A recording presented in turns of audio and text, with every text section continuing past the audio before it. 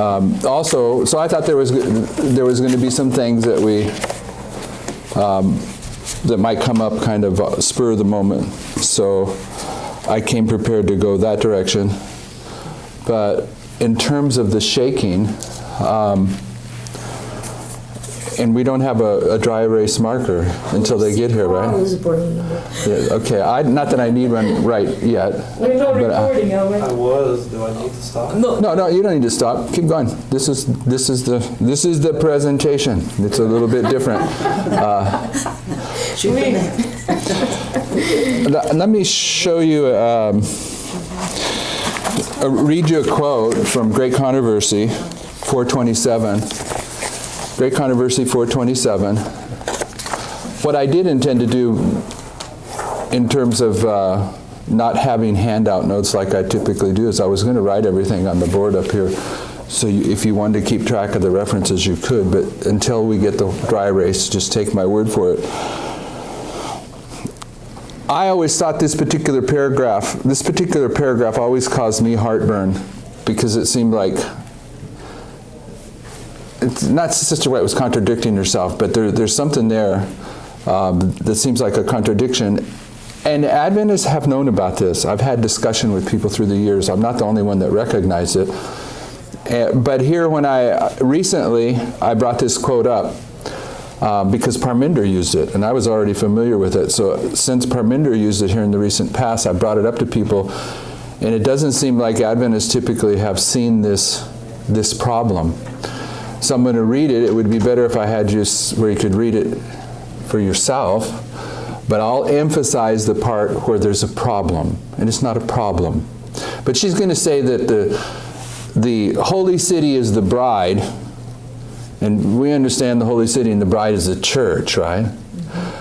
But she's also going to say that we're the virgins, therefore we can't be the bride. Okay, so she's going to say that two things in the same paragraph. She's going to say the holy city is the bride, but she's going to say we're guests, so we can't be the bride. And you know that you're part of the church, right? And the bride is the church.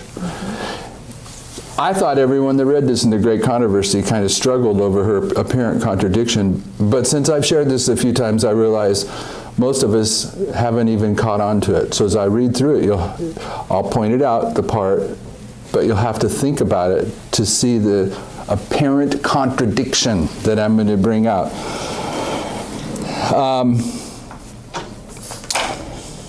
In the summer of 1844, oh, you found one. Thank you. Found two. How'd you find that? Oh, wait for a desk out.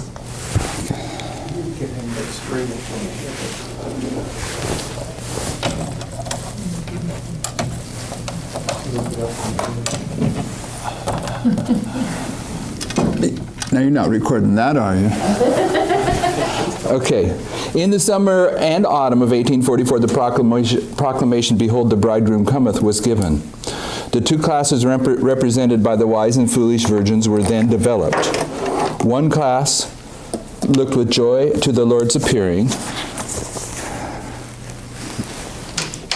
and who had been one class who looked with joy to the Lord's appearing and who had been diligently preparing to meet him. Another class that, influenced by fear and acting from impulse, had been satisfied with a theory of the truth, but were destitute of the grace of God. Okay, so she's talking about the two classes in the parable of the 10 virgins that were developed in the summer of 1844. That's not my point. This is a big paragraph. So I got to get down to the last 2/3 of it to make the point. In the parable, when the bridegroom came, they that were ready went in with him to the marriage. The coming of the bridegroom, here brought to view, takes place before the marriage. The marriage represents the reception by Christ of his kingdom. The holy city, the New Jerusalem, which is the capital and representative of the kingdom, is called the bride, the Lamb's wife. Okay, so you catch that. She's saying the holy city is the bride, the Lamb's wife. Okay, said the angel to John, "Come hither, I will show thee the bride, the Lamb's wife." He carried me away in the Spirit, says the prophet, and showed me that great city, the holy Jerusalem, descending out of heaven from God. Revelation 21, 9 and 10. Clearly then, and here's where it starts, here's where the contradiction is. It's not a contradiction, I don't know what it is. Clearly then, the bride represents the holy city, and the virgins that go out to meet the bridegroom are a symbol of the church. The virgins are a symbol of the church. In the Revelation, the people of God are said to be guests at the marriage supper. Revelation 19:19. If guests, they cannot be represented also as the bride. Isn't the church the bride? Did you say mm-hmm? The Holy City is. But the Holy City is the bride, and we're the virgins are the guests at the wedding. She's making a distinction. But is not. Let me ask it again. Is the bride the church? Yes. Who's the church? And if guests, they cannot be represented by the bride. Christ, as stated by the prophet Daniel, received from the Ancient of Days in heaven dominion and glory and a kingdom. He will receive a New Jerusalem, the capital of his kingdom, prepared as a bride adorned for her husband. Okay, so what I'm saying in here is you can read this and have a correct understanding that the bride, the holy city, is Christ's church. It's his kingdom. It's who he's going to marry. All right.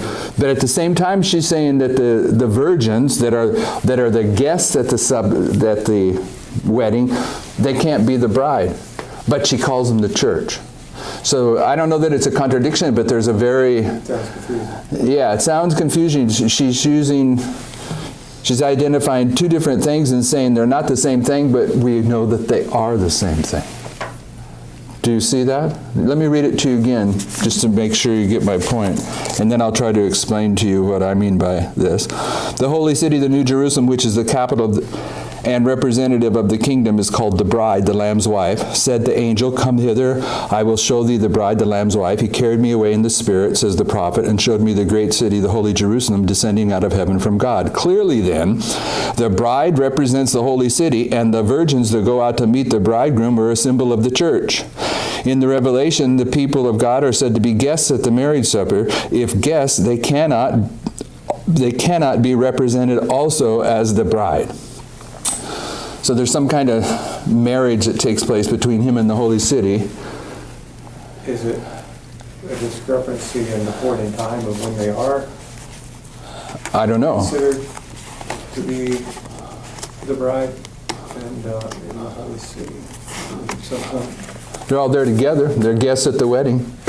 The bride's there at the wedding. They're guests there. It says the guests are a symbol of God's bride. If guests, they cannot be represented also as the bride. Virgins. The virgins that go out to meet the bridegroom are a Symbol of the church. A symbol of the church that represent the purity of the church. But he is marrying the bride. The bride is the church. I don't know quite.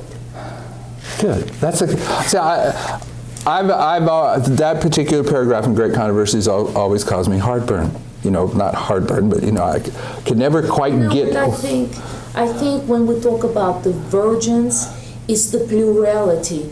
There are all the people that God shed the blood, and they were pure and white. And then He's marrying the church, and it's sort of like a symbol of a bride. It's the oneness of all of those guests. You see, but I think you're stretching it. I get it. I think you're stretching it.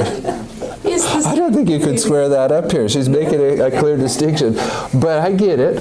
I get you what you're trying to do. There was a sister that I worked with off and on for some years, and we had not a love-hate relationship, but that's the way to describe it. Sometimes she was really frustrated with me. Like one time, both of us were speakers at a camp meeting in Germany, and we ended up at the end of the camp meeting have to ride to the airport, which was a long ride all the way to that airport together, and she was so frustrated with that camp meeting with me that she didn't speak to me the whole way to the airport. I mean, it was a long ways to that airport. We made friends after that. But there was a point in time where she was teaching this paragraph, and she says the holy city and the guests are the church. And she just blended them together. She read it, and she purposely just said, hey, they're the same thing.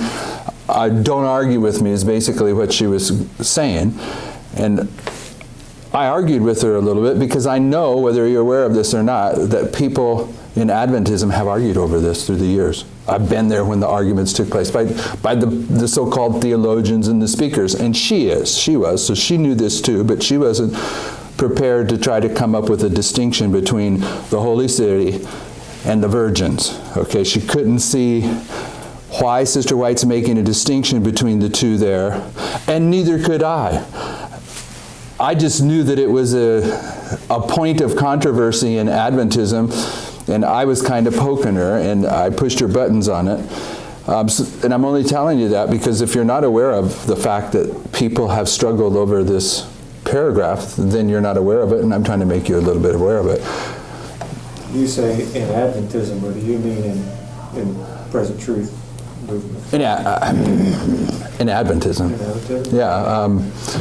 And would it be some of the folks that say that, well, maybe this is some of the writings that have been corrupted or something? No. Where I heard the conversations I have that I'm speaking of was when I was working with Hope International. And Hope International was working with Heartland and Ralph Larson. And those guys, the head of Heartland, Colin and Russell Standish, and Ralph Larson and Ron Spear, the head of Hope International, those guys were all from the General Conference. These are all General Conference guys. Ralph Larson was a certified theologian, if that means anything. Doesn't mean anything to me, but I mean, it's from that group that was self-supporting, but they had their connections with the Adventist Church at large. I think this is a discussion many have had. The reason I'm bringing it up is Parminder recently has, I think, identified how you can see the two elements here, and it makes perfect sense. And in order to do it is you have to have an aptitude to recognize internal and external in prophecy. And I argue that this movement that we're in, that some of the truths that the Lord has taught us through the years, step by step, in a progressive fashion, we've seen truths and we said amen to them, but we didn't realize that those particular truths, He intended to use elements of it further on down the road in ways that we didn't suspect. And one of them is internal, external. We began to understand internal and external around the year 2000, roughly. Because there's a study that I've been doing since then, and I intend to do it here probably this Sabbath. And you probably, many of you, some of you at least, may have heard this study before. But I've been doing that for, say, 17 years now at least, maybe 18 years, but I know I learned it from a guy in London. Okay, so this particular study, when you get into it, it teaches that the pioneers understood that the history of the churches and the history of the seals were parallel histories, but the church was showing the internal history of God's church through history from the time of apostles to the end of the world. The seals were the same history, but they were representing the external history at that same period of time. So when you go into the pioneers and you begin to understand their understanding of the seals and trumpets, that's what gave this movement the aptitude to recognize internal and external in the prophetic layout. No one was looking at that before then. The Millerites understood it, but they didn't do anything with that particular principle. We're the ones that are using it. So what I'm saying is what Parminder has come to understand, what he's been teaching here recently, is that when it comes to God's church in end-time Bible prophecy, it has two lines, okay? And one of them is the story of the church triumphant, the holy city. And the other one is and I'd say that's the external. And the internal is you and I. And there's a big distinction that you find on that. If the prophetic line of the holy city, if you follow that through, and if it is the church triumphant, if it's the story of the church triumphant, then you'll find that the church triumphant is perfect at every step. Okay, it's perfect. Whereas the internal, the guests, the people that are involved with the history of the church triumphant, they're made up of wise and foolish.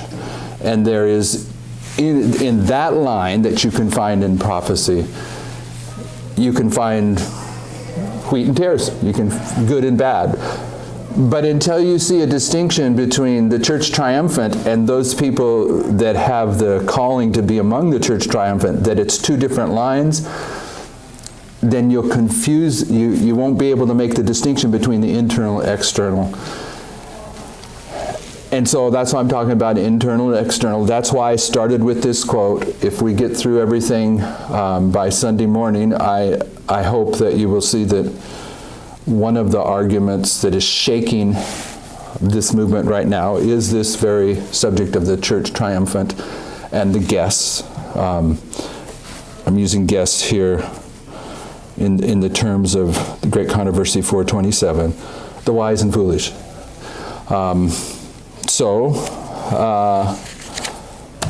This is an introduction. Let me make one other point in advance of tomorrow. And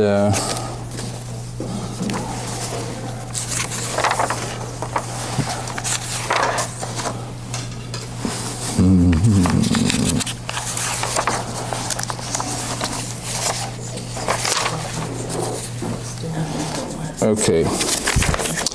Go to Daniel 8:13.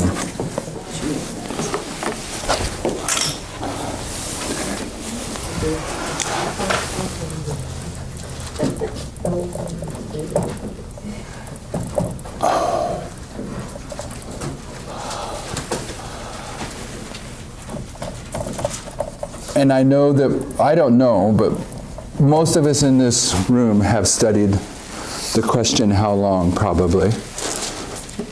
But I want to put it in the record again in advance of tomorrow. And I know that many Seventh-day Adventists don't have the faith or the experience with God's Word to accept the line upon line methodology that we use, but it's still valid. So what I'm saying is, every place that we see the question, how long, in the Scriptures, it produces the same answer. And so if you go to Daniel 8:13, you'll see one of these questions of how long, and I'll explain what the answer is. It says, how many of you, some of you have had to heard this part of different, we use this in various presentations. What's the answer to how long? Oh, sorry. Okay, so that's good. You guys don't know it. I won't feel like I'm being redundant. Welcome. Thank you. I don't need that whiteboard. You don't need it? I mean, we can use this one because I'm not going to be doing a bunch of board work tonight. Okay. So you don't have to hassle setting that all up.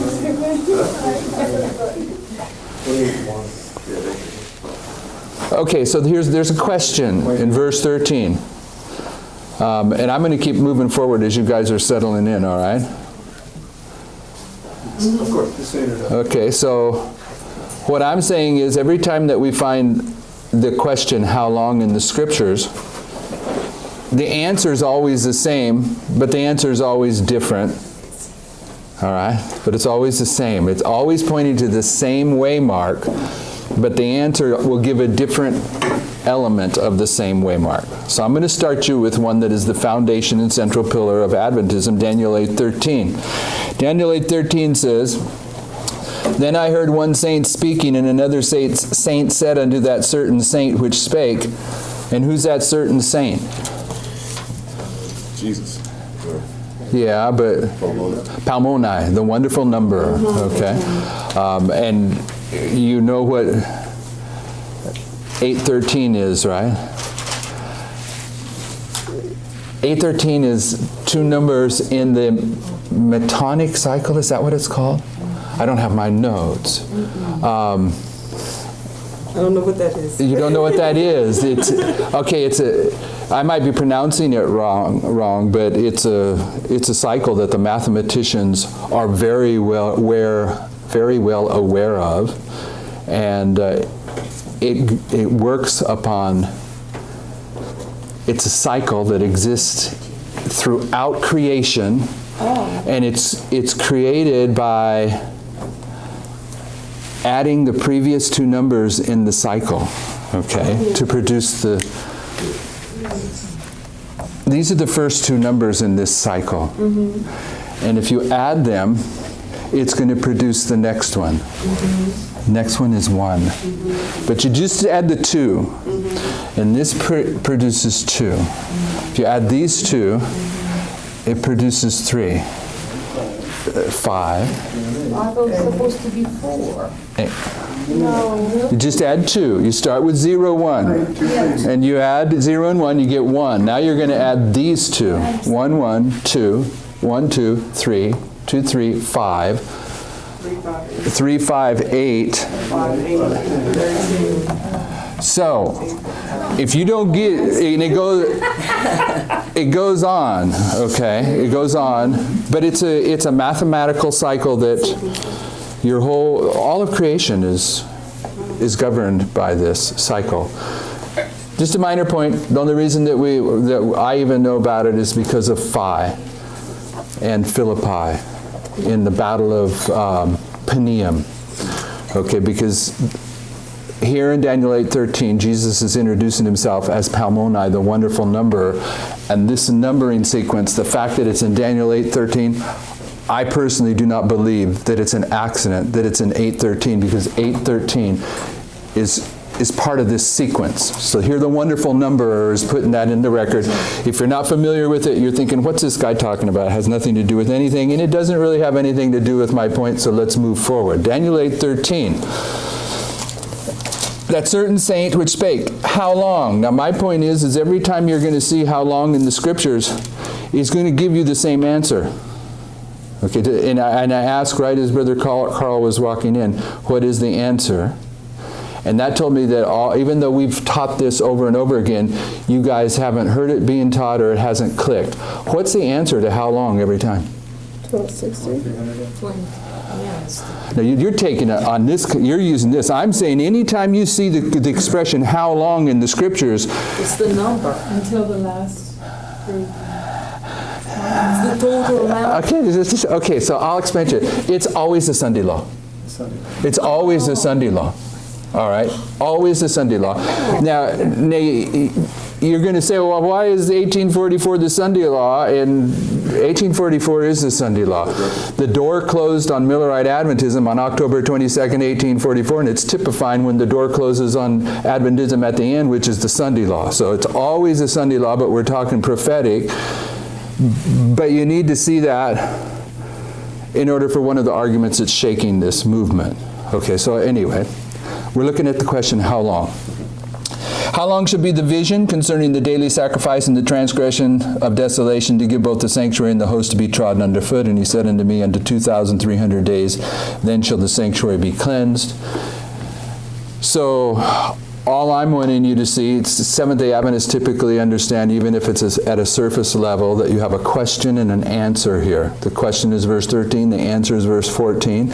And we know that verse 14 in Millerite history is October 22nd, 1844. But prophetically, on October 22nd, 1844, the door to the holy place was closed, and the door in the parable of the 10 virgins was closed, because the Millerites perfectly fulfilled the parable of the 10 virgins, and that's where the door closed. So that history is typifying our history at the end of Adventism, when our door closes. And our door closes where? At the Sunday law. Okay, so that's how I'm reading in here that the answer to how long is always the Sunday law. Because even though that prophecy was fulfilled on October 22nd, 1844, its perfect fulfillment is at the Sunday law. And what's the Sunday law? All right.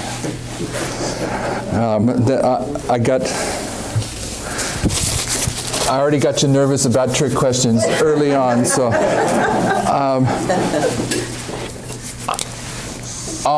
I'm not really trying to challenge you on this. I'm just trying to remind us. The Sunday law here, that's how we've always understood it, as the Sunday law, this way, Mark. But then we came to understand that the first Sunday law marks what? The midnight cry. And this is based upon the spirit of prophecy. She says, if we would know how the Sunday law is to come in, we but have to go to the history of when it came into the early church. And then she starts about in 321 with Constantine, tells a story about him lifting up Sunday, downplaying Sabbath, until they get to the place where you're forced to observe Sunday and persecuted for keeping Sabbath. So when she says if we're to understand how the Sunday law comes in, we have to go back to that early history. Well, that early history begins with a series of Sunday laws. And the very first Sunday law marks the midnight cry. Okay, but what else do we know about Sunday law now? When's our Sunday law? Midnight. Midnight. Okay, so does everyone understand that? I've forgotten your name already, sister. Elizabeth. Do you understand that much? No? I think I understand. I can follow, but I couldn't explain it. If you can expound I on can it. follow. Okay,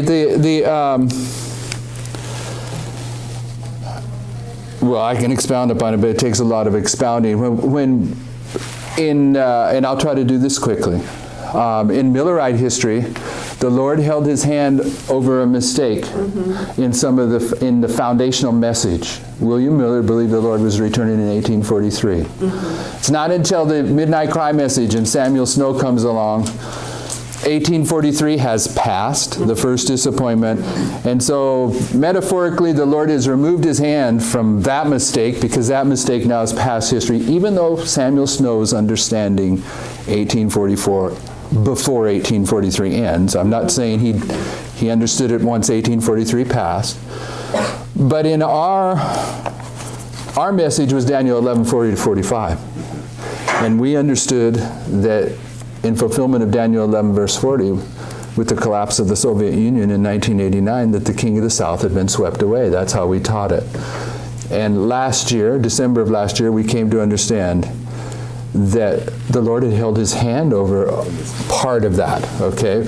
The king of the South, the Soviet Union, the satellite countries were swept away, but Russia was still standing as the king of the South.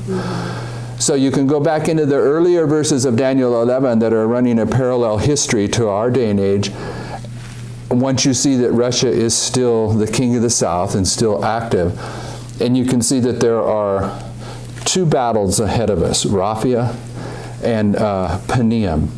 And you can see that Raphia marks midnight, and at Raphia there is a Sunday law typified. When you go to the lines of prophetic history that uphold the argument about Raphia, then you have a Sunday law typified here for the priests, a Sunday law here for the Levites, and a Sunday law here for the world. But that's that's the logic that gets you there. I didn't prove it. I'm just telling you the basic step-by-step process. But that isn't what I'm dealing with here. What I'm dealing with is, wherever you see how long in the scriptures, the answer is the Sunday law. If you see how long in the scriptures and you're looking at the priests, then the answer is midnight. Okay, so we're not going to make distinctions about these Sunday laws. We'll just keep it at the big level Sunday law. So it could be midnight, it could be midnight cry, or Sunday law, depending on who you are. Who you are. Okay. If you're a priest, the door closes at the Sunday law. Let's say it that way. If you're a priest, your door closes at midnight. If you're a Levite, your door closes at the midnight cry. If you're a Nethinim, at the Sunday law. Everyone with me? Okay, so we're still dealing with how long. And my wife brought up Revelation, her answer. You didn't hear her answer perhaps when she was trying to say how long. She brought up Revelation 6, verses 9 through 11. Go to Revelation 6, 9 through 11.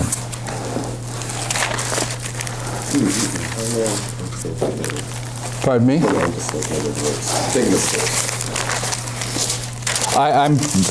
I'm certain that the fifth seal here, that it's purposeful. That it's verses 9 and 11, okay? Chapter 6 of Revelation, verses 9 through 11 says, "And when he'd opened the fifth seal, I saw under the altar of the souls of them that were slain for the word of God and for the testimony which they held. And they cried with a loud voice, saying, How long?" So I've made the contention that whenever you see this question, the answer is going to be Sunday law. Now, in the context of Daniel 8:13 and 14, it's talking about the investigative judgment, the opening of the investigative judgment in 1844, the close of it at the Sunday law, in the progressive close of the judgment of the living. So another question of how long is still going to be the Sunday law, but it's going to give you a different element of the Sunday law. That's why I'm saying that it's the same, it's always the same, but it's different. Okay, so if you go back here to verse 10, "How long, O Lord, holy and true, dost thou not judge and avenge our blood on them that dwell on the earth? And white robes were given unto every one of them. And it was said unto them that they should rest yet for a little season until their fellow servants also and their brethren that should be killed as they were should be fulfilled." Okay, that's the fifth seal. And what's happening in the fifth seal is the people that were murdered during the fourth seal. The fourth seal is the Church of Thyatira. It's the 1260 years of papal rule. So when you get to 1798, now you're moving to the Church of Sardis, you're moving to the fifth seal.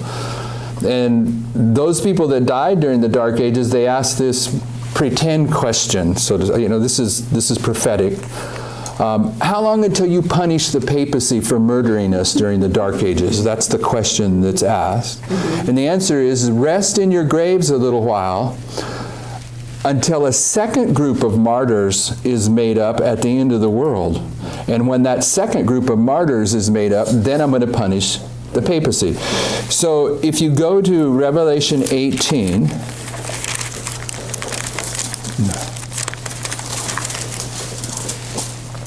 in verse 4, you can take the spirit of prophecy and clearly show that verse 4 is the Sunday law. All right? It's the Sunday law. And most Seventh-day Adventists know, I don't know about most, Adventists know this that have studied. Because verse 4 of Revelation 18 says, "And I heard another voice from heaven saying, Come out of her, my people, that you be not partakers of her sins, and that you receive not of her plagues." Okay, so the call to come out to those other of God's children that are still in Babylon, when does it take place? At the Sunday law. So Revelation 18 verse 4 is the Sunday law. And then in verse 5 says, "For her sins have reached unto heaven, and God hath remembered her iniquities. Reward her even as she rewarded you, and double unto her double according to her works. In the cup which she hath filled, fill to her double." So she's getting punished for the martyrdom that's going to take place with this group during the Sunday law, but she's also going to get punished for the martyrdom of the 1260 years. That's why her judgment is doubled. Okay? So when you go to the fifth seal and you have these martyrs under the altar asking how long, I'm saying the answer is you got to rest in your grave, because there's a second group of martyrs that are going to be made up during the Sunday law crisis. And when that takes place, then I'll judge the papacy. So that question, how long, it takes you to the Sunday law. Now, in manuscript releases,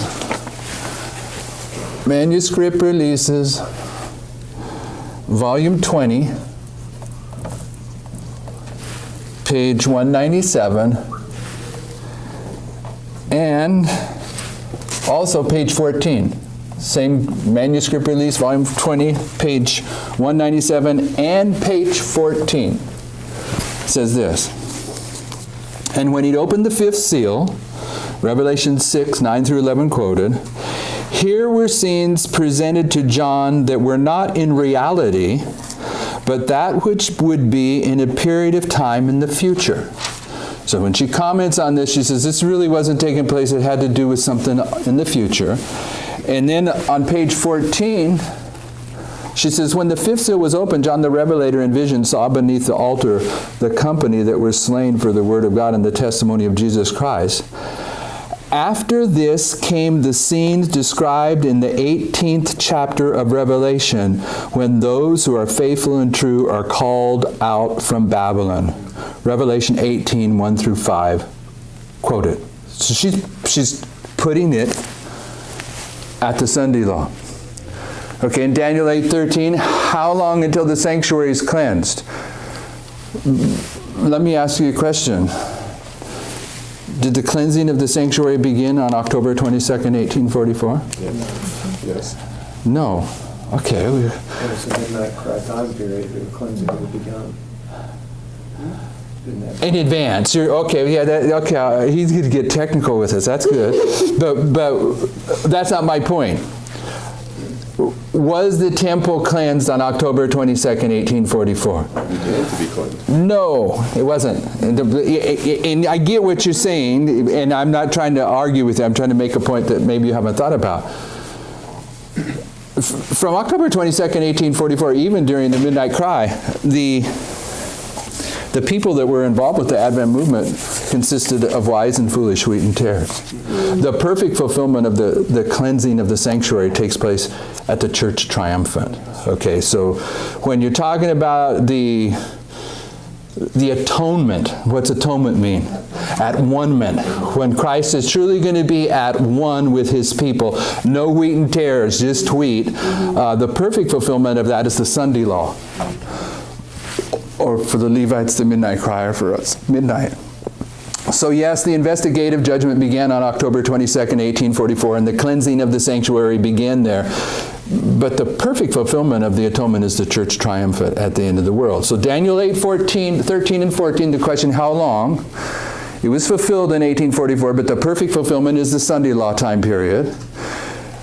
Revelation 6, verses 9 through 11, has the question, how long? And the answer is, once again, the Sunday law, but it's a different story. Now, it's not talking about the investigative judgment or the Day of Atonement. It's talking about the punishment of the papacy in connection with the Sunday law. That's what I mean, that the answer to how long is always the same. It's always the Sunday law, but it's always different. It's going to give you a different element of the Sunday law. So I'm wanting you to see how long. I have a reason that you have to get how long, that how long is a symbol in the scriptures. Okay, so go to Psalm 74, and we went to Revelation 6, 9 through 11, Psalm 74, we'll go 1 through 10.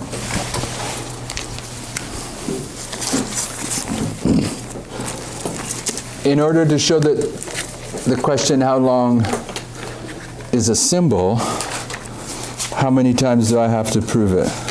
Testimony 2. Testimony 2 or 3. So I think it's already proved, but... And there's some questions how long in the scriptures that I've come across. I don't know how to deal with those. Okay. But we're going to deal with the ones I know how to deal with, okay? Verse 1 of Psalm 74. O God, why hast thou cast us off forever? Why doth thine anger smoke against the sheep of thy pasture? We believe in this movement that all the prophets are speaking more about the end of the world than the times in which they live. And Adventism, by and large, thinks everything's all right, because we're in the Laodicean condition. They think, everything's all right when everything's all wrong. But the reality of it is God has cast off Adventism.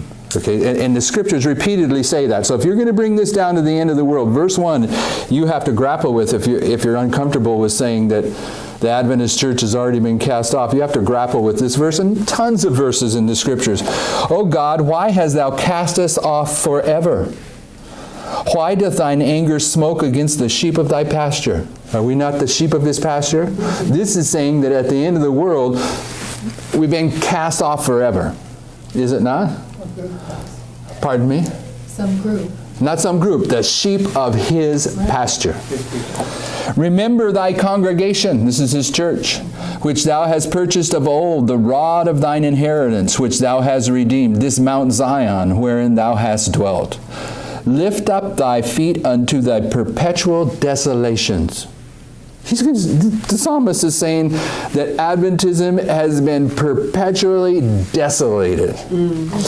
Lift up thy feet unto the perpetual desolations, even all that the enemy hath done wickedly in the sanctuary.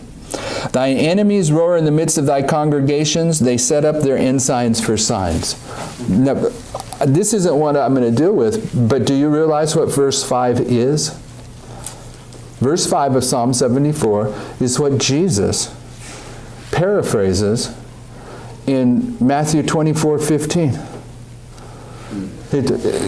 Wrap your mind around it. The enemies roar in the midst... Verse 4?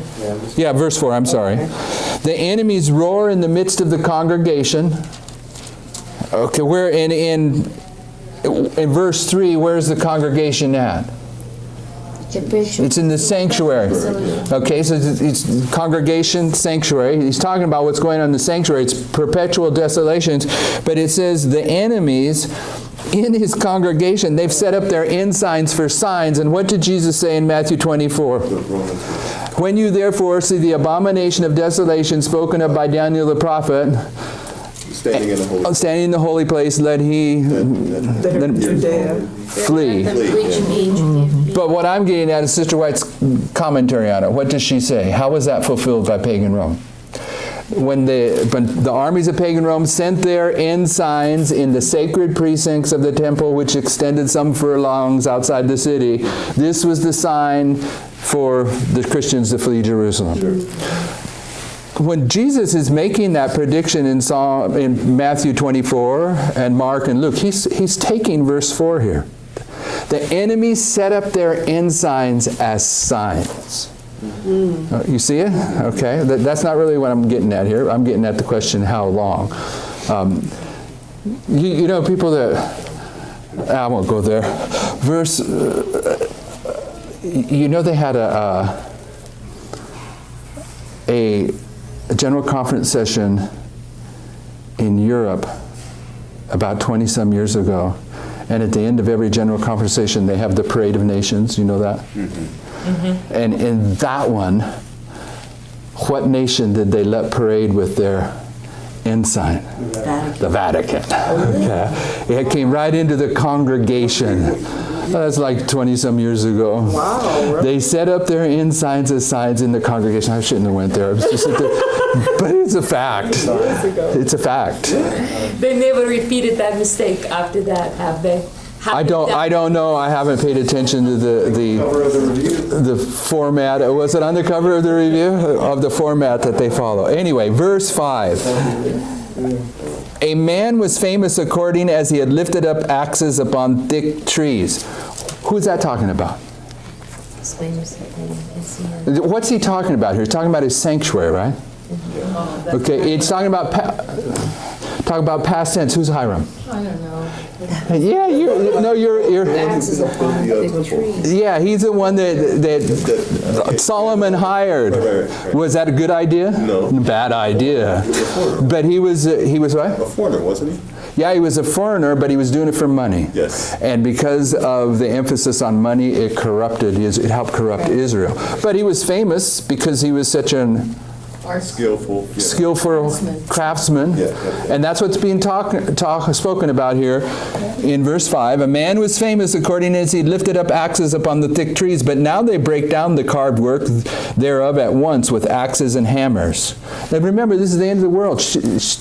What we're being told here is that God's church is being torn apart here.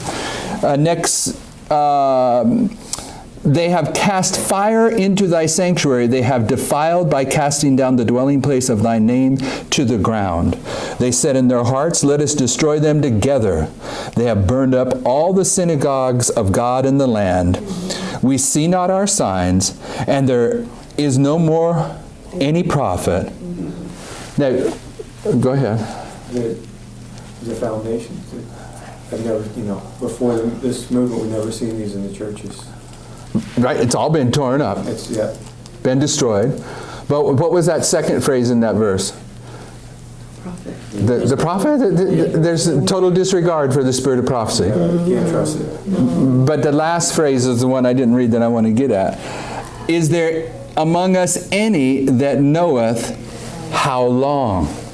O God, how long shall the adversary reproach? Shall the enemy blaspheme thy name forever? So what's the answer? Sunday law. The Sunday law. So what happens at the Sunday law that ceases the trampling down? It's the church triumphant.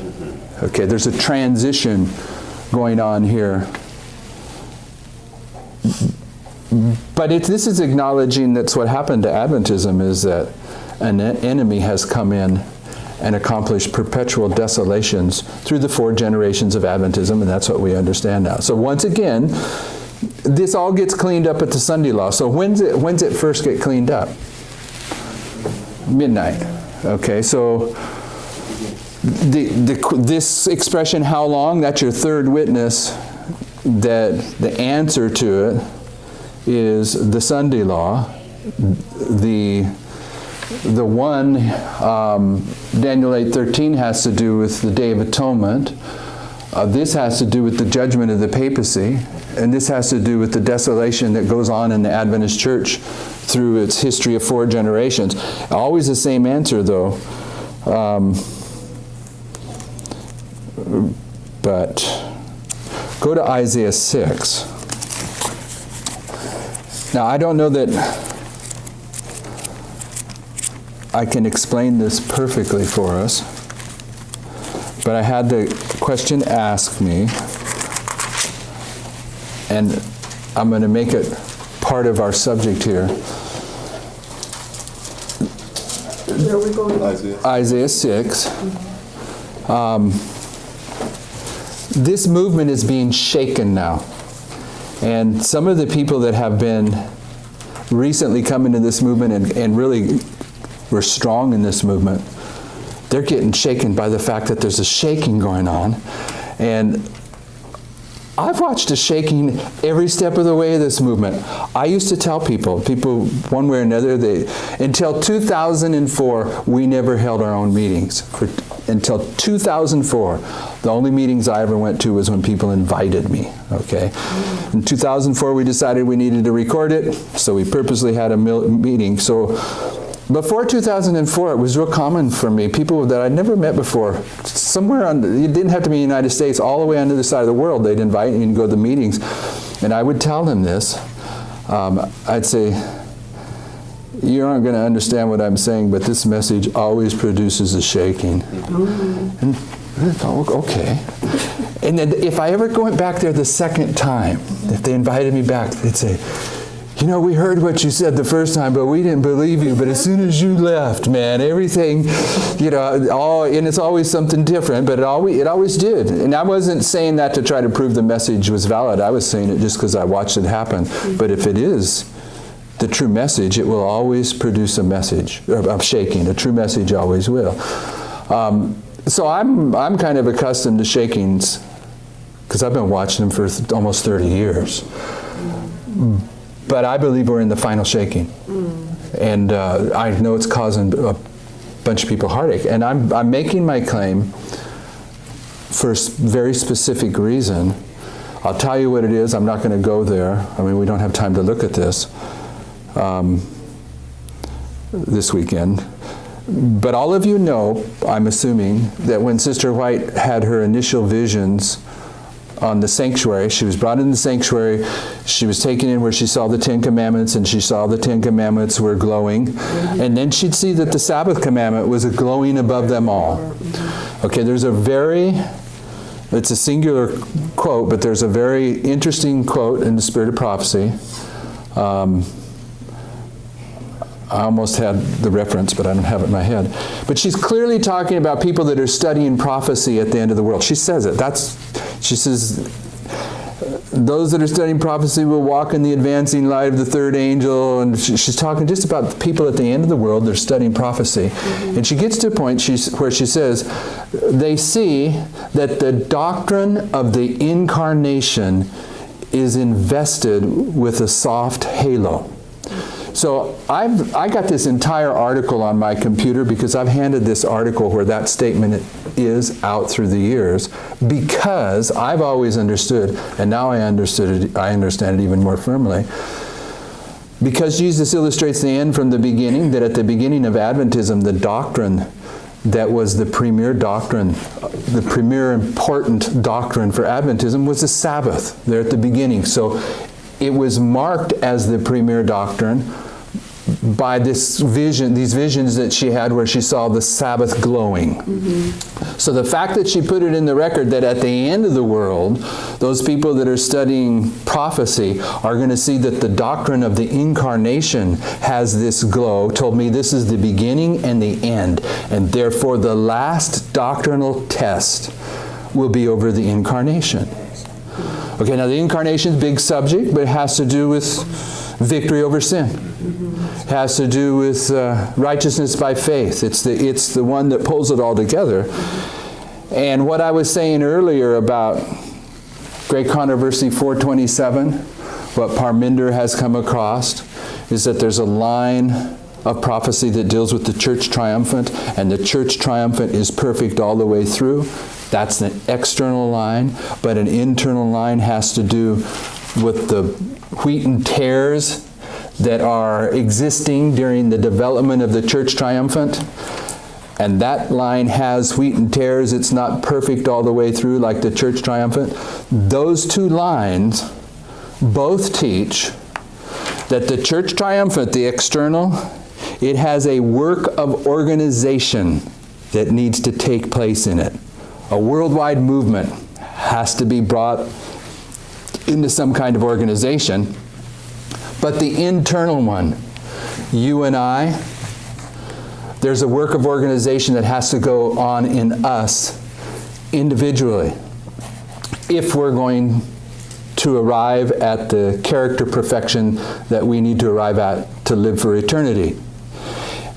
And most of Adventism does not know how we were created in the image of God. We do not know the distinction between the higher nature and the lower nature. We do not know the components of the higher nature. One of them was will. That's why I brought up about that hymn that we sang. We're supposed to give our will to God. No. It all depends on the right exercise of our will. We have to exercise our own will and not give it to anyone else. If we exercise our will in agreement with His Word, He is with us to, I'm not saying it's a work all on our own effort, but you don't give your will away. You have to exercise your will. So what I'm saying is, here at the end, a doctrine that right now is shaking this movement is the nature of man, the nature of Christ. Did Christ have the nature of man before Adam's sin or after Adam's sin? Most of us are uncertain on that, or we don't know at all. And what I'm saying is, in order to understand the doctrine of the incarnation, you have to understand that correctly. Because the incarnation is the combination of humanity and divinity. And if we don't understand how we've been designed, and if we don't exercise our efforts in the right ways in our designs, then the incarnation will not take place in us. Can't take place in us. So I'm seeing at the external, the church triumphant, that there's a work of organization going on worldwide. And at the internal, now the subject has been brought up about the nature of man and the nature of Christ. So there's a work of organization going on in the internal as well. And I'm saying that both of them are connected with the incarnation. We're at the very last shaking. This is it. And the Bible says everything that can be shaken will be shaken. And it is. From my experience, what I've watched going on, the people I know around planet Earth right now in this movement are being shaken. They're being tested. Praise the Lord. Go ahead. Question. So the understanding is external, internal. we looked at it externally, the events that are happening in the nation of the United States. That's another external, internal. That's another paradigm, right? Now, external, internal is just our personal Yes. reformation, and external is what's happening within this movement. Yes. Okay, I understand it. Okay, and what I'm saying is the movement of the church triumphant, Got it. and prophetically, the church triumphant is always perfect. But you and I, the internal church, we're not always perfect. And we got wheat and tares. But those two lines of prophecy, if you don't see the distinction between internal and external, then you'll stumble over a line that's emphasizing the internal, where you have wheat and tares, but you're wanting to demand the characteristics of the external, the church and triumphant, where there is no tares, and you have to see that distinction. Okay. All right? So one of the places where everyone so far that has left this movement, that has been, a teacher that carries on in ministry after they leave this movement, one way or another, they always attack 9/11. It's about 9/11. It's always about 9/11. And you can show that from Scripture, that it's always about 9/11. Isaiah 27 says it. In measure, when it shooteth forth, thou wilt debate with it. The debate is about 9/11.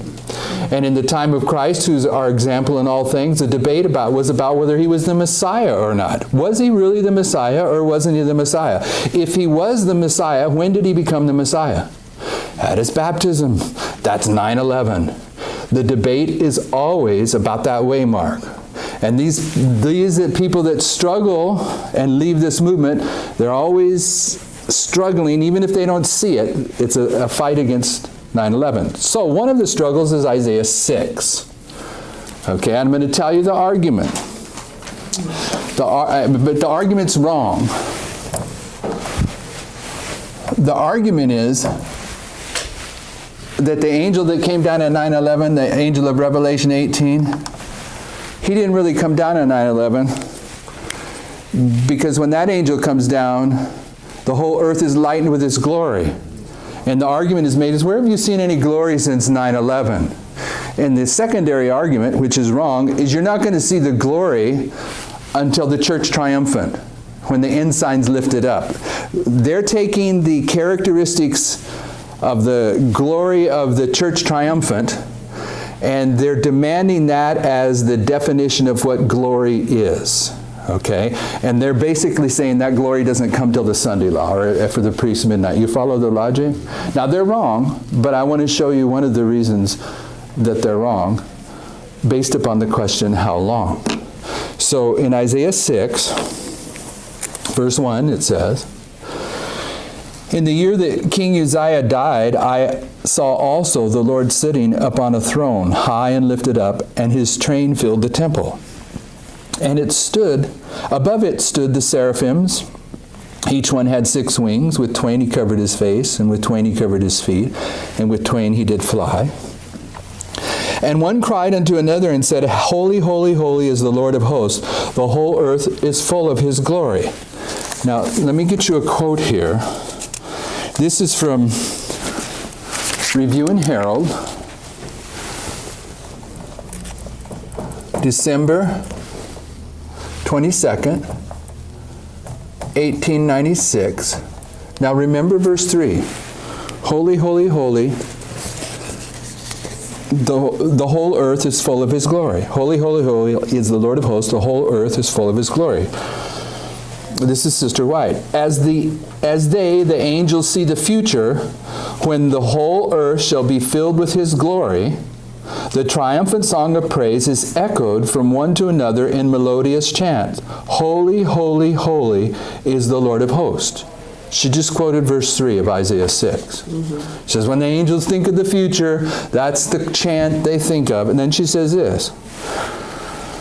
They are fully satisfied to glorify, and I'm looking for something that's already been put in place. Let me back up. The first sentence. And as the angels, see the future, when the earth shall be filled with his glory, Where is that drawn from? Revelation 18. Revelation 18 says, I should have read this first. Revelation 18 verse 1 says, "And after these things I saw another angel come down from heaven, having great power, and the earth was lightened with his glory.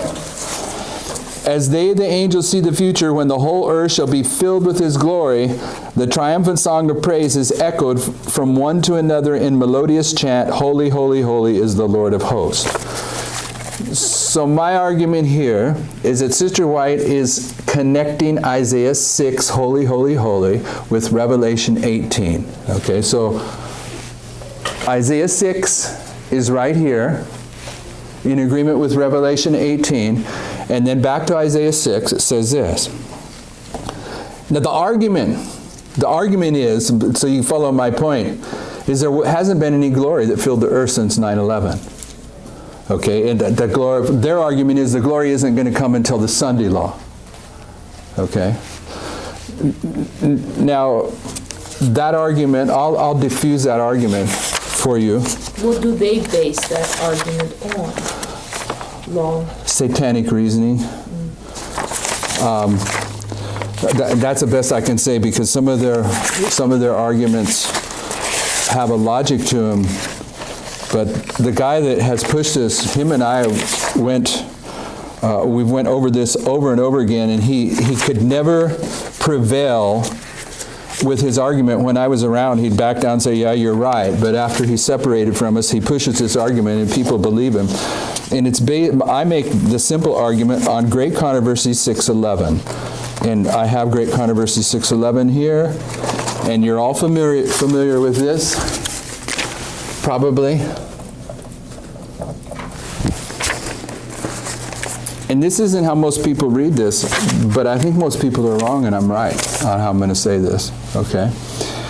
"The angel who unites in the proclamation of the third angel's message is to lighten the whole earth with his glory." That's the angel of Revelation 18. Now notice it's the next sentence. "A work of worldwide extent and unwanted power is here foretold." I'm saying the glory is the work. Okay, now next sentence says this. "The Advent movement of 1840 to 44 was a glorious manifestation of the power of God. The first angel's message was carried to every mission station in the world, and in some countries there was the greatest religious interest which has ever been witnessed in any land since the Reformation of the 16th century. But these are to be exceeded by the mighty movement under the last warning of the third angel." So she's talking about the work being the glory of Revelation 18, and she goes to Millerite history, and she says the first angel's message was carried to every mission station in the world in 1840, and it was. So she's talking about the work. She just finished that paragraph. The very next sentence of the next paragraph says, "The work will be similar to that of the day of Pentecost." So she's used Pentecost, 1840 to 44 of Millerite history, to talk about the glory of Revelation 18, and she says it's a work that gets done. Okay, she's not saying that it's casting out demons and miracles being performed or whatever someone might have as their definition of what glory is. She's defining the glory that lightens the whole earth as a worldwide work. Okay, so if you go back now to Isaiah 6, it's in verse 4. After they say the whole earth is full of his glory, "And the post of the doors moved at the voice of him that cried, and the house was filled with smoke." I've forgotten your name too, my young friend. Pardon me? Alex. Alex, okay. What happens when the house is, what does it mean when the house is filled with smoke? Pardon me? You can't enter in. Jesus is entered. You can't enter in. It means that, but what does that mean? That isn't what I'm after. That's true. Glory. His glory is there. The glory. When the glory fills the temple, they can't enter in. If it gets filled with smoke, that's. End of probation.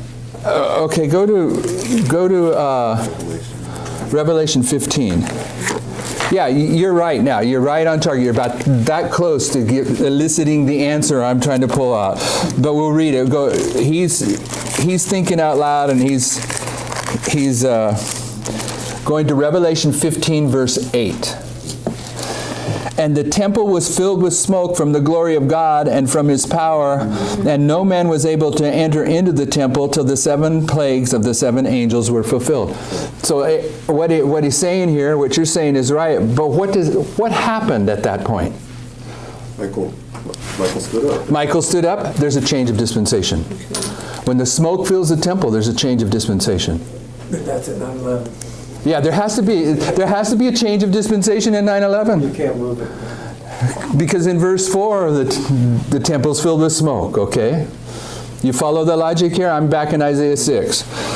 Okay, so verse 5, then said I, woe is me, for I'm undone. I'd even argue that the fact that Isaiah says, woe is me, it's a woe. The third woe arrives in 9/11. Woe is me, for I'm undone, because I'm a man of unclean lips, and I dwell in the midst of people of unclean lips. For mine eyes have seen the King, the Lord of hosts. Then flew one of the seraphims unto me. Now, the thing about this is, do you know why he's saying, woe is me? He sees his wretchedness. He sees I have a nice quote here, and it's probably in the Ellen White Study Bible, about Isaiah's experience, and this is where the confusion will. This is an argument that will be brought in about. I thought I had a quote here, but it's just what my brother Carl was. Oh, here it is. This is from Review and Herald, December 22nd, 1896. It's the same quote that I gave you. It says, Isaiah had denounced the sins of others. He's been functioning as a prophet, denouncing the sins of others, but now he sees himself exposed to the same condemnation he has pronounced upon them. So when he sees the Lord and he says, woe is me, it's not just that he sees how failing he is in relation to the glory of God. He's realizing that he had sin in his life. Okay, now this is an argument. The brethren that want to push this glory off are insisting that as Isaiah carries a message here, he has to be sin-free. Okay, and what I'm saying is this is where we need to see internal and external. There's both a line on the church triumphant going through this history, and there's a line for those people that are participating in the work of the church triumphant. And the people that are participating in the work of the church triumphant, they're made up of wheat and tares. And that's the story of Hiram, the guy that Solomon got to do all the fancy design work in the temple. He was hired help. He was there building the temple. He was there building the church triumphant, but he was not a sanctified man.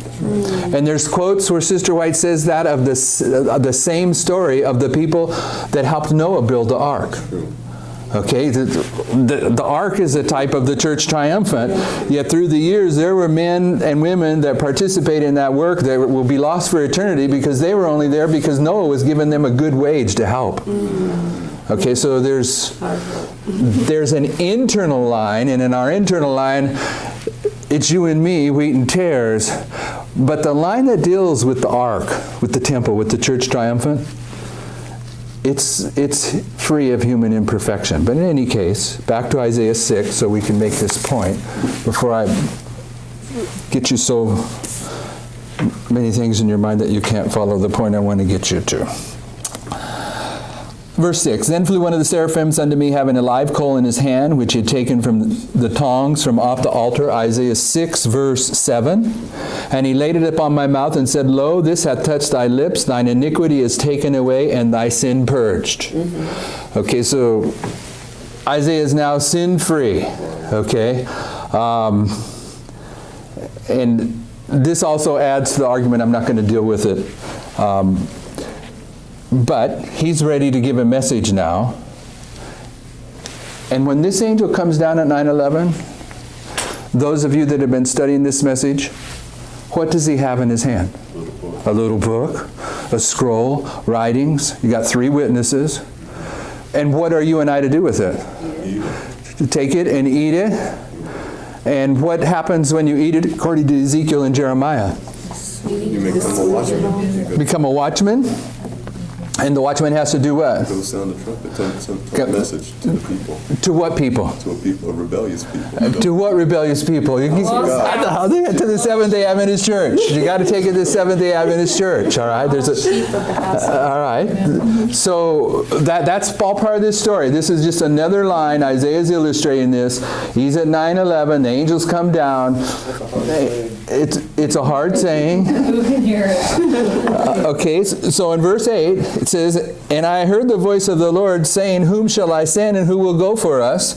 Then said I, Here am I, send me.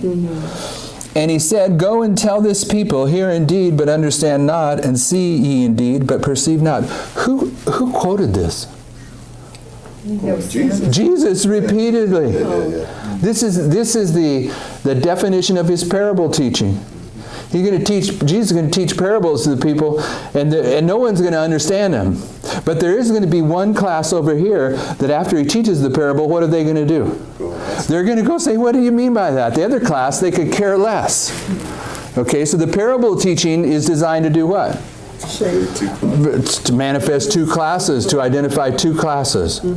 And it's accomplished through teaching a message that's a parable message, that has a hidden meaning that isn't easily available on the surface, that requires follow-up questions. Okay, so anyway, this is part of the story. Verse 9, he said, "Go and tell this people, hear ye indeed, but understand not, and see ye indeed, but perceive not. Make the heart of this people fat." What's fat? Sin. The Lord just told Isaiah, "Go make my people sinners.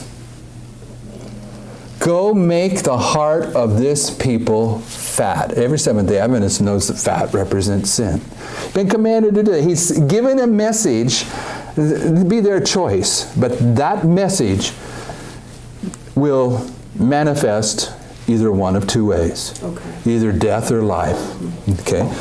Or doesn't even make them see who they are. If they're willing to see. Right. And most of us aren't. Unfortunately. "Make the heart of this people fat, and make their ears heavy, and shut their eyes, lest they see with their eyes, and hear with their ears, and understand with their heart, and convert, and be healed." Now Isaiah, he's illustrating God's people at the end of the world, that in 9/11, they're to take this little book, this message, and eat it, and then based upon Jeremiah and Ezekiel, they got to take this message of the Seventh-day Adventist Church. Is the Seventh-day, keep your finger in Isaiah, and go to Jeremiah, go to Ezekiel. Ezekiel chapter 2.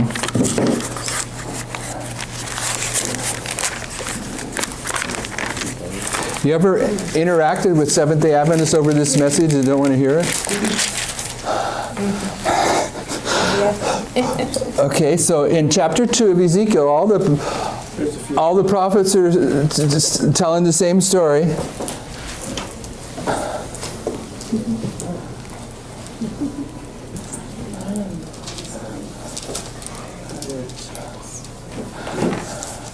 Ezekiel chapter 2, verse 1.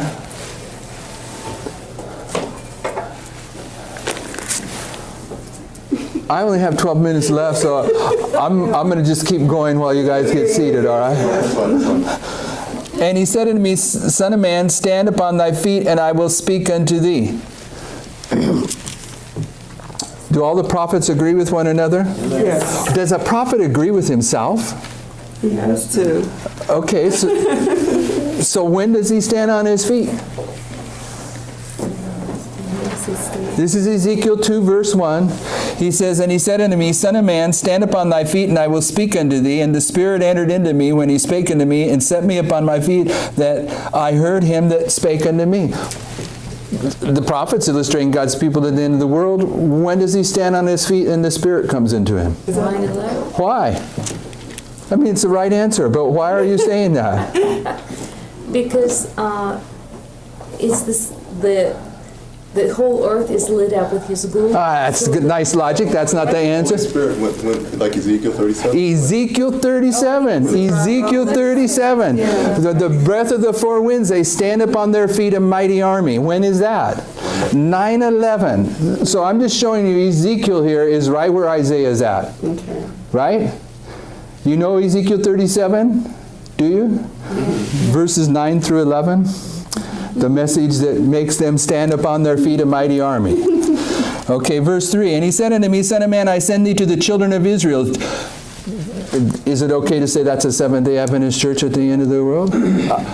Ezekiel, Isaiah, they're both the same story. We're in Isaiah 6, but we're looking at Ezekiel. He sent to the Adventist church, to a rebellious nation that hath rebelled against me. They and their fathers have transgressed against me even unto this very day. For they are impudent children and stiff-hearted. I do send thee unto them, and thou shalt say unto them, Thus saith the Lord God, and they, whether they will hear or whether they will forbear, for they are a rebellious house, yet shall know that there hath been a prophet among them. And thou, son of man, be not afraid of them, neither be afraid of their words, though briars and thorns be with thee, and thou dost dwell among scorpions. Be not afraid of their words, nor dismayed at their looks, though they be a rebellious house. And thou shalt speak my words unto them, whether they will hear or whether they will forbear, for they are most rebellious. You like going and telling this message to Seventh-day Adventists? Why is he telling him this? Because he said, this is what you got to do, and it's going to be hard. It isn't going to be any fun. They don't read it as the Seventh-day Adventist church. Who don't? The Seventh-day Adventist church doesn't applies to them. Right. It applies to the Sunday keepers. Yes. But I wasn't going to read this far, but go to verse 5 of the next chapter.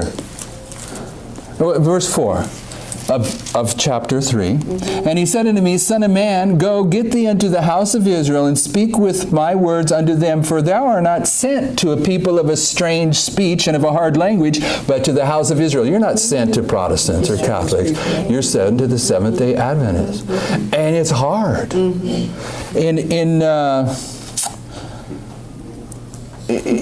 verse 8, there's even a promise. Verse 8 of chapter 3, Behold, I've made thy face strong against their faces. It's going to take a supernatural work by the Lord to even prop up Ezekiel to do this work. I've made thy face strong against their faces, for thy forehead, and thy forehead strong against their foreheads. As an adamant harder than flint have I made thy forehead. Fear them not, neither be dismayed at their looks, though they be a rebellious house. So when you're given this command to take this message to the Adventist church, most of us don't do it. Most of us don't do it. We wait for the Lord to give us the opportunity to providentially give a word in due season.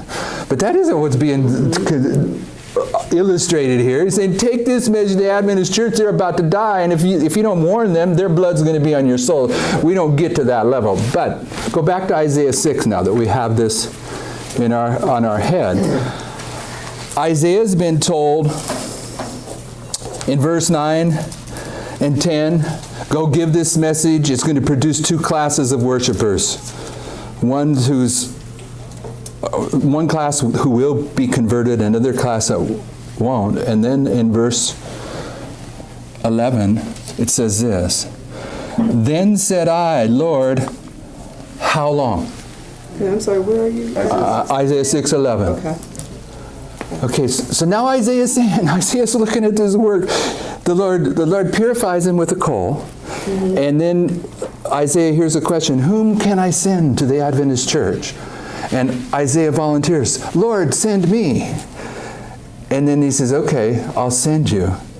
Go do this. And then Isaiah starts thinking about it. And he says, Lord, how long do I have to do this? How long does he have to do it for? To the Sunday law. Okay, now you may not get it, but if you're teaching that 9/11 is not where the glory fills the earth, this question in verse 11, how long? It takes you to the Sunday law. So this event back here at the beginning of Isaiah 6, it has to come before midnight, where these guys that argue that the glory of 9/11 doesn't arrive until midnight. the question would be meaningless. You follow me? Yeah. Do you follow though that the answer to his question isn't about the Day of Atonement, how long. It's not about how long till you judge the papacy. It's not about how long the desolations of the Adventist church is going to take. It's about how long do we have to do this work to the Adventist church? Because after the Adventist church, what's our work? To those outside the Adventist church. Okay, so the question how long always takes you to the Sunday law, but it always tells you something different. So the answer is always the same, but it's always different. Okay, so where we're going to get to tomorrow, Lord willing, is the book of Zechariah. And I've taken tonight to set you up for this. So I'll read it to you to put it in your memory bank.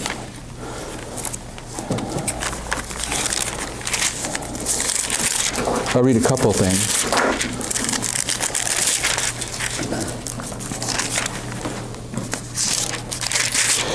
In Zechariah chapter 1, and Zechariah was a prophet, right? Easy answer. Who was the king of Persia while Zechariah was a prophet?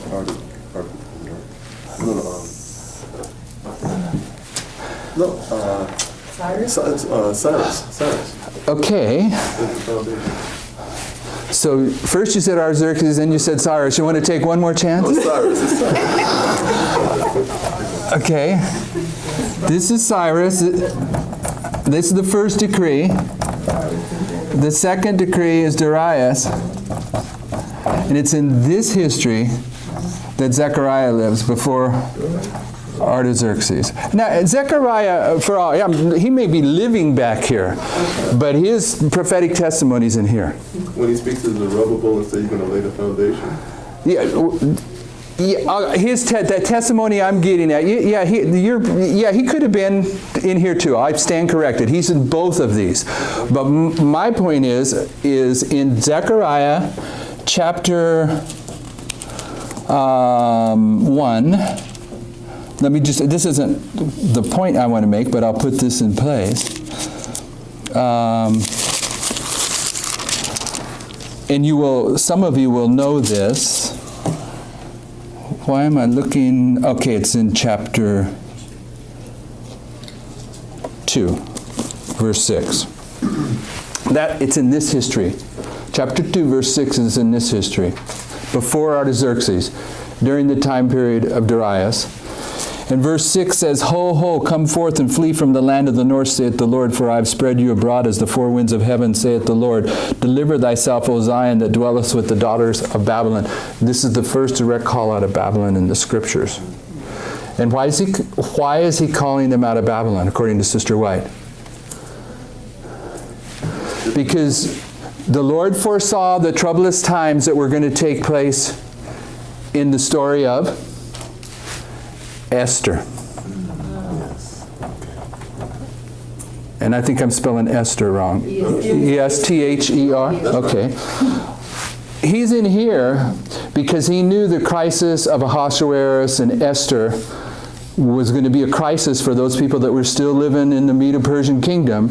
So right here he's calling them out of Babylon. I want you to see that he's acting as a prophet in this history, but I wouldn't argue against the idea that he's also there in the time of Cyrus, because Cyrus lays the foundation. Okay, the foundation is laid in this history. Does everyone know this? The history of the first decree. This is the second decree. How many Persian kings? This is the third decree. This is Artaxerxes. How many Persian kings were there in this history? 7. Okay, so this is the 7 thunders. This is typifying the first, second, and third decree at the end of the 2300 days, and it begins with 7 Persian kings, just as there are 7 Judean kings from 1798 to 1844. But here is the call out of Babylon. But here's what I want to close with this evening and put it in your mind. If you go back to chapter 1, this is an easy one to see in verse 12. of chapter 1. It says, "Then the angel of the Lord answered and said, O Lord of hosts, how long? How long wilt thou not have mercy on Jerusalem and on the cities of Judah, against which thou hast had indignation these 70 years?" What's 70 years? 70 years. Okay, I'm closing now for this evening, but let me do just a little board work to put this in your memory banks before tomorrow.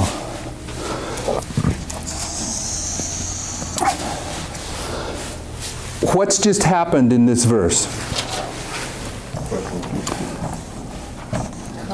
70 years, right? Mm-hmm. Okay, so what was the 70 years? It was the captivity of Israel in Babylon. Okay, so it's past. According to this verse, that you've had, past tense, this indignation for 70 years. So where does the question how long go? Does it go in the 70 years or does it go after? Okay, so you have a question how long here. Everyone see that? Okay. What we're going to show you tomorrow is that this 70 years, most of us know that Sister White compares this 70 years with the 1260 years of papal rule. Say amen if you know that. I have. Amen. Okay, that's Prophets and Kings, page 714.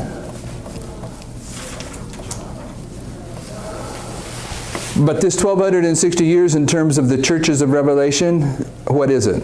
Is it the church of Ephesus, Smyrna, Pergamos, Thyatira, Sardis, Philadelphia, Laodicea? This 1260 years, what is it? It's the persecution. But what church is it? Thyatira. It's Thyatira. No, well, yeah, but no. Yes and no. Thyatira is the fourth church. Okay, according to the pioneers, and they're right, the churches run parallel to the seals. So if this is the fourth church, what is this? Fourth seal. Fourth seal. So if the fourth seal in Thyatira ends here in these 70 years of ancient Israel, what's this history? Fifth seal. And we read the fifth seal tonight. It's Revelation 6, 9 through 11. And these martyrs that died during the 1206 years of papal rule, what did they do? They ask a question, how long? Okay, so tomorrow we want to be able to show you that the 7 churches of Revelation, which would be Ephesus, Smyrna, Pergamos. I got to go backwards. I got an extra church in there.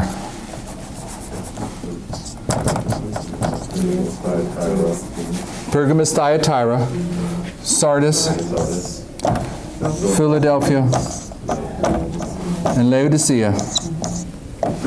This is the history of the Christian church from the time of Christ to the end of the world. If you know that, say amen. Amen. Every Seventh-day Adventist knows that. Before Millerites came into history, it was a standard Christian understanding. What we want to be able to show you tomorrow is that this history here is also the history of ancient Israel. Moses is the history of Ephesus. The history of the judges is the history of Smyrna. And the history of the kings is the history of Pergamos, and the captivity of 70 years is Thyatira, and so on and so forth. Okay? And I'll tell you why we need to do that. It's when you see that, this is the history of ancient Israel. The last church for ancient Israel is Laodicea, preceded by Philadelphia, Sardis, Thyatira. This is ancient Israel. Pergamos, Smyrna, Ephesus. This is ancient Israel. But Laodicea for ancient Israel, the last church for ancient Israel took place when who was here? The time period of Christ and the apostles. That's Laodicea for ancient Israel. What is it for the Christian church? It's Ephesus. This is Ephesus for the Christian church. So what we want to be able to show you tomorrow is that Laodicea and Ephesus are contemporary churches. And even if you don't understand it, you're in the church of Ephesus. And the Seventh-day Adventist Church is the church of Laodicea. And you have to see that, and it's got tons of witnesses in the scriptures. It's different symbols. Different symbols. Someone else asked that the other day. It's a different symbol. From this line here. And okay, so what I'm going to try to do tomorrow, you may not have understood what I was doing. The piece of logic I wanted you to see tonight was the question, how long? Because at the fifth seal, the question was how long? We read that. And that would be the church of Sardis sequentially. It follows the 1206 years of Thyatira. And then we went into the 70 years in Zechariah and find the identical question after the 70 years. And this is the anchor point that allows us to see that the seven churches of Revelation not only illustrate the history of the Christian church from the time of the apostles to the end of the world, but those seven churches also represent the history of ancient Israel from the time of Moses until the destruction of Jerusalem in AD 70. And all that's well and good, and we've been teaching that for over 20 years, this particular study. But the part that I'm wanting you to see tomorrow, if you can, is that Ephesus and Laodicea are two different churches, but they're contemporary. And the Lord has purposely been instructing us. He's purposely been training us so we could see this. I'll tell you what I mean by that. When we came to understand the seven thunders, and I'll be done with this, promise. When we came to understand the seven thunders, there came a point in time where we realized that from the midnight cry to the Sunday law, two sticks were being joined. If you know that, say amen. Yes. Okay, this is where the 11th hour workers are coming together with Adventism. Okay, but when we got to this is going on right here. There's two kingdoms here. These 11th hour workers are being acquainted with the Sunday law issue by what's going on in the United States over the Sunday law crisis, and the Adventists are here. So you have Adventism and the 11th hour workers. You have two parallel kingdoms. Okay, then we realized when it came to priests and Levites that we have two parallel kingdoms here, because here the priests are acquainting the Levites with what's going on in this history. You have two parallel kingdoms here. Then when we began to see that prophecy identifies Trump as the 45th and last president of the United States, when you get to Daniel 11 verse 3 and 4, you're going to see the word dominion in there twice, but it's not the same word dominion. One means dominion, but the second expression means parallel kingdom. And when it comes to the United States and the last president, we see this is the end of the sixth kingdom of Bible prophecy, the United States, and the beginning of the seventh kingdom, the United Nations. So that word dominion it means parallel kingdom. So the Lord began to instruct us. Parallel kingdoms with the two sticks, parallel kingdoms with the sixth and seventh kingdom of Bible prophecy, parallel kingdoms with the first fruits of the priests and Levites. And the reason he was teaching us to be able to see two parallel kingdoms is the most important truth, is we have to see that in this history here, there's two parallel kingdoms. One of them is Ephesus, and one of them is Laodicea. Okay. Makes sense. Shall we pray? Yeah, wait a second. Question first. In the beginning, we were talking about different topics to be shaking. Yep. The one that's come up locally here is concerning the Time to End magazine and speaking about fall of the Soviet Union. And now, the new revelation, like you spoke of earlier, the hand being removed. There's some that are stumbling on that point about, Russia now. So I was just wondering. How are they stumbling? I know people that stumble over stuff, and the appearance of their stumbling is they're looking for an excuse to just get away from it all. I don't spend a lot of time with that, personally. But are they stumbling over the justification for identifying Russia as the king of the South? Because that's pretty straightforward. I can't say definitively because I haven't discussed Okay, it. I'll try to address that tomorrow. And anything else that might come up that I know how to address. That's pretty straightforward. Is it possible that because our job right now is to reach out to our 70 Adventist sisters and brothers, but because we are not doing the job, God, that midnight waymark is not approaching as quickly, that He's giving us more time. He's delaying that midnight. Do you see my question? Yeah, but I don't think so. No. Yeah, I understand. I don't have any criticism for Seventh-day Adventists since the 1840s that would argue, well, this is the last generation, Jesus is going to come in our lifetime. But when you got to 9/11, when the Lord taught Luke 21, Luke 21 teaches black and white, the generation that sees 9/11 does not pass until the second coming of Christ. It's the first time in the history of Adventism where we had a genuine "Thus saith the Lord," that when you see 9/11, you're in the last generation. Okay, so I don't think he's prolonging things. The secondary argument to that is that the Lord has opened up the 45th President of the United States. And this guy's 70 years old. Now, he's going to introduce martial law, no doubt about it. So the fact that, a president can only be a president for 4 years, and twice it could be 8 years. No, it could be longer than that, because martial law, he can go indefinitely, especially when Daniel 11 is saying we're going into the Third World War, and you can set aside elections during a war. But the issue with me is he's 70 years old. You're right. Yeah. It's got to happen. We're here. And at the same time, the doctrine of the incarnation is what's beginning to shake this movement more than anything else. Righteousness by faith, victory over sin. So I'm saying that's the last doctrine. So I'll try to address that. Would you address the Third World War that's predicted in tomorrow, if we get a chance? Okay. I mean, what exactly that will look like, or what is it? I mean, have you followed? Have any of I'm you? already saying it's going on in the Middle East. That's Yeah, but have you followed the presentations that take the characteristics of the First World War and line them up with the characteristics of the Second World War, because they're the same characteristics that we're living in right now? no. Triple application of prophecy. No, it's more detailed than that.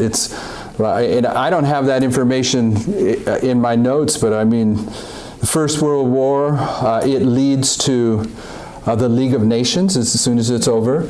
Second World War leads to the United Nations.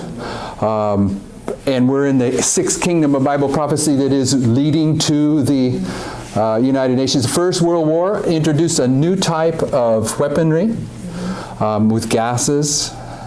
Second World War, new type of weaponry, atomic weapons. And what we're about to see is probably a cyber war. That's going to be more devastating than people realize in terms of life and death. On and on. There's so many parallels. And the Lord has instructed us to recognize triple applications of prophecy. The characteristics of the First World War combined with the characteristics of the Second World War. So instead of hot war, we think it may be cyber war. That will. I think it's going to be hot. Yeah. But it's going to be a cyber war too. Okay, I got you. It's. There was a debate whether it's just going to be cyber or it's going to be a real, weaponry type of war. I think both of it. Who invented all the cyber protection for the CIA and all of our secret services? North Korea. Snowden. No, they may have it, but they didn't invent it. The guy that invented it is a guy that lives in Russia now, and his name is Snowden. Oh, yeah. So get the guy. If you don't think the Russians have the ability to bring it all down, you're not thinking straight. He's the one that invented all of our protection. He's over there. But the North Koreans are good at their cyber warfare. No doubt about They it. got that new organism. Yeah, and what's the longitude and latitude of North Korea? Longitude and latitude. It's the 126th, if I recall, but it's definitely the 38th parallel. So they are part of the King of the South kingdom. North. In Daniel 11, the King of the South has allies. Okay. And you can see the allies right now are Islam and North Korea. And you never know if they would sell that weaponry to whoever. They already are. Yeah. They're selling their nuclear stuff and trading it off for Iran's missile stuff. And now we've got a cowboy in office that ain't going to put up with it.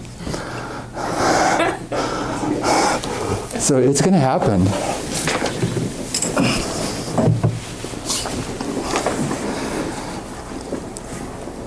Heavenly Father, we thank you for this Sabbath day. We thank you for bringing us here safely.